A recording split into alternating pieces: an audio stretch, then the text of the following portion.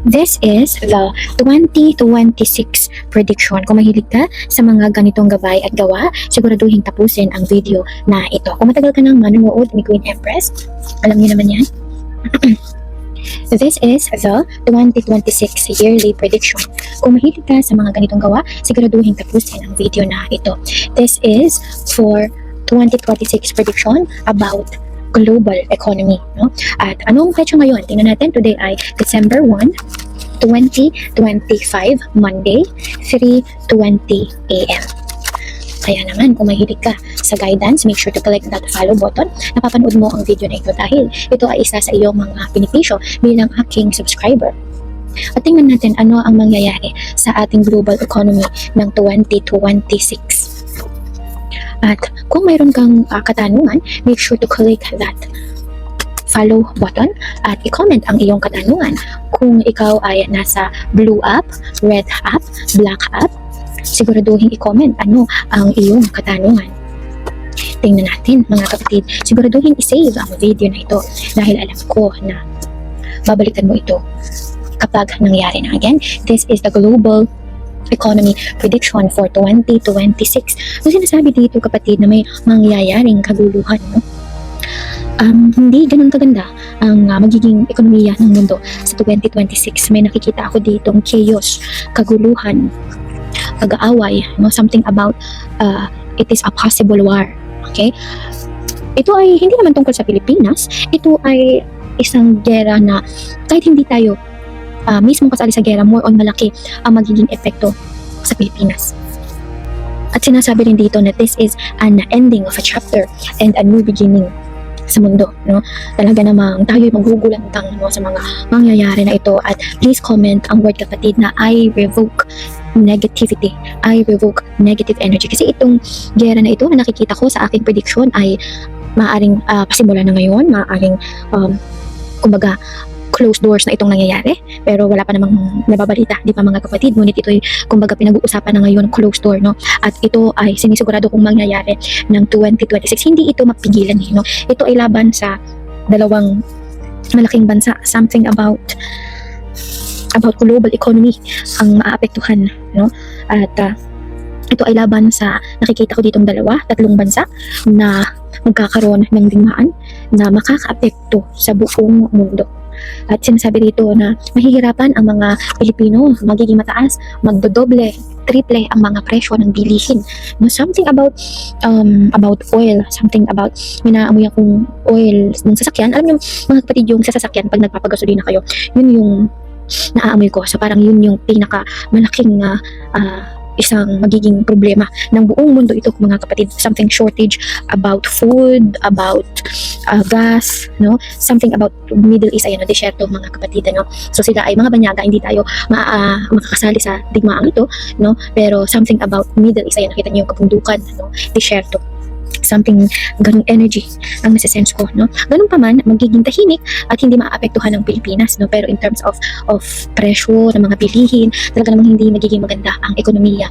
Base sa prediction ko, nakikita na ito ay masyado magiging mataas ang mga bilihin. Maraming mga OFW ang babalik sa Pilipinas, no? At sinasabi dito na mag-ingat, be careful, no, of seeing things. Magkaroon tayo ng positivity, no? Kahit na may nakikita ko dito more on negative ang nakikita ko dito, no? But the positive things ay ang global economy naman ay magiging maganda ang takbo in terms of finances, in terms of technology, no? Doon kikita kumbaga doon yung ating technology ng 2026 ay mas uunlad at doon mas kikita yung mga tao sa teknolohiya, no? May nakikita ko ditong shortage ng mga pangunahing pangangailangan na grabe naman.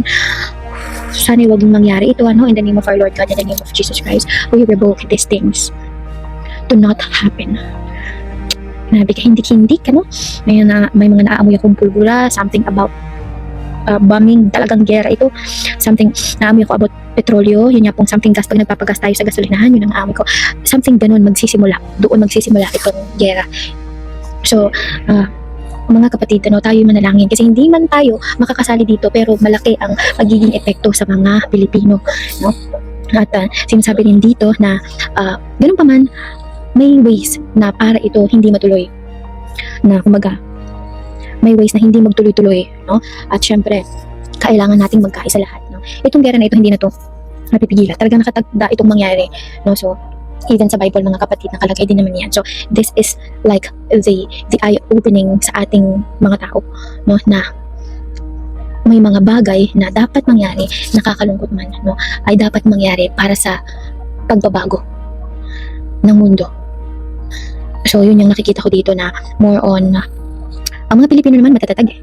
Pero more on sigalot ang nakikita ko dito. Talagang malala ito na gera na magdudulot ng malaking epekto sa bawat bansa sa buong mundo. Ayan, you got the Tower card, an ending of a chapter and a new beginning, at magbubukas sa mga bagong posibilidad na example ay magbubukas sa mga bagong invention, no? So, ang maipapayo ko sa inyo mga kapatid, no, grabe yung nakikita ko dito pag nahawakan ko itong Tower card. Pumili na kayo ng mga gamit, something about solar, mga solar na ilaw, solar na mga kagamitan, ano, na makakatulong sa atin, no? So, kasi at the end of the day, no, anuman ang mangyari, ganun tayo kamahal ng ating Panginoong Mika, no? Ang tubig, ang hangin, ang liwanag ng araw ang makakatulong sa atin na makasalba sa nakikita kong gera na ito. Actually, 2024 pa lang, sinabi ko na sa inyo na magkakaroon ng mga ilang araw, it could happen 2, 3, 4, 5 days na kumbaga malawakang brown out ito. Hindi lang sa Pilipinas, sa ibang, more on nakita ko mangyayari ito sa ibang bansa eh. Yung bang mawawalan ng kuryente, something about lacking of food, something about lacking of basic needs, no? So kaya ang maipapayo ko sa darating na 2026, kayo po ay mag-imbak ng inyong mga gamit, no, na mga kaunti-unti magtanim ng mga halaman sa ating kapaligiran, ano, dahil nakikita ko dito ang pagtaas ng mga bilihin, ano, at may nakikita ko dito na blackout na wasin, walang liwanag mga kapatid, yung tipong yung isang syudad ay talagang wala silang kuryente. Ganun yung nasisend ko dito, no. Hindi lang isang bansa ito mangyayari, no? Mga 3-4 days, something gano'n ang nasisense ko dito. Kaya naman mga kapatid, 2024 pa lang, sinabi ko na sa inyo itong pangitain ko na ngayon nagpapakita na naman siya, sinasabi ng The Tower card na ito na malapit na itong mangyari at malaki ang posibilidad na mangyari ito ng 2026 mismo. At ngayon pa lamang mga kapatid, magtanim tayo ng mga prutas, gulay sa ating mga bahay. Mag-invest sa tinatawag nating other source of energy, something about solar energy, something about electric energies, something about wind energy, more on ang makakatulong sa atin ngayon 2026 na mas makasurvive ay, or mas makamenos ng gastos ay ang ating kalikasan talaga, no? At sinasabi dito na at the end of the year ng 2026, no, ang mga Pilipino naman ay resilient, ang mga Pilipino naman ay kumbaga hindi nagpapatinag, no? Marami pa rin akong nakikita rito na uunlad in terms of modern technology ito. So more on sa buong mundo ito mga kapatid, ha. So kahit ibang bansa ay apektado rin ang nakikita kong shortages na ito, hindi lang sa Pilipinas. At at the end of the day, no, ang nakikita ko na solusyon dito ay pagkakaisa, pagkakasundo, pagtutulungan, no, na hindi man maiiwasan ang sinasabing chaos or gera na ito, no, ay kaya itong maresolba sa maayos at magandang usapan, dahil something ang gera na ito ay talagang malalaking bansa, no?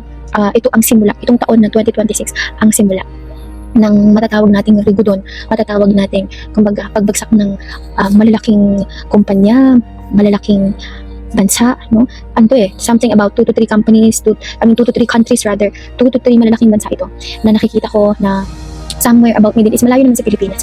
Something about Middle East, something about malayo sa Pilipinas. Talagang magta-travel ka ng sobrang layo. Ganon siya kalayo sa Pilipinas. So, hindi ko kayang tukuyin ang mismong bansa, no? Anong pangalan ng bansa, pero nasa-sense ko sang part siya, no? Something about Middle East ito at something about US dollars, yung nasa-sense ko na kumbaga doon magsisimula. No, grabe. Sana hindi naman mangyari ito na i-revoke natin mga kapatid yung nakikita ko na mangyayari pa lamang na ito. Please comment below, I revoke negativity. I revoke negative energy. But at the end of the day, ang Pilipinas ay magkakaroon ng, sa madaling salita, maayos na pagtatapos ng taon. Marami mang sakuna na dumating, okay? Masusolusyon na naman o mapagtatagumpayan naman ng Pilipinas ito. So good thing hindi tayo damay na territorially hindi tayo damay dito, pero in terms of foods, resources, tayo ay apektado dito. Hindi lang Pilipinas, buong mundo po ang apektado, no? Kung 2023, di ba sinabi ko na sa inyo na meron din tayong prediction about war ng 2023. At 2024, ito ay kumaga mas palala na. Nakita nyo naman po yung mga prediction natin ng 2024 ay nangyari. Po ba? Ang goal natin mga kapatid ay kontrahin ito. Okay? At comment, I revoke negative energy and I claim positivity. Disclaimer, this is a prediction. Okay, at ito po ay mga hindi pa nangyayari. At this is a prediction for the global economy for 2026.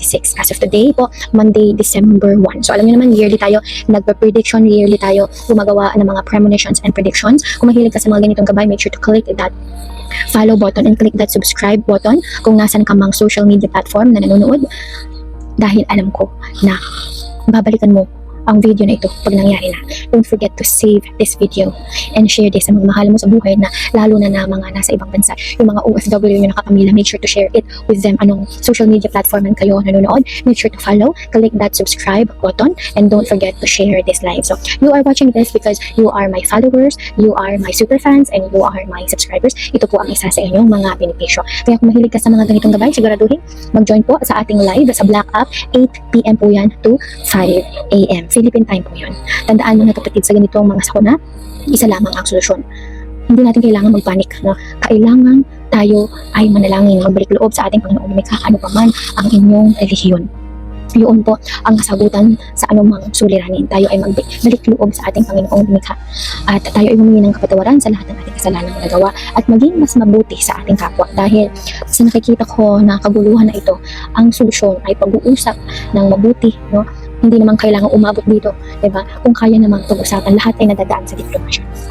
Kaya naman, kung mahilig ka sa mga ganitong gabay, tandaan, never po magpapabayad si Queen Empress. I don't do private reading. Okay? Sa live lang po tayo nagkikita-kita via red app pa yan, black app pa yan, or blue app pa yan. Okay? So have a blessed day, mga kapatid. And i-comment ang word na I revoke negativity and I claim positive energy. Hanggang sa muli mga kapatid, make sure to go on the Prediction 2026 playlist or album kung nasan mang platform kayo. Dahil dyan po tayo nag-upload, yearly po natin ito ginagawa. Stay blessed!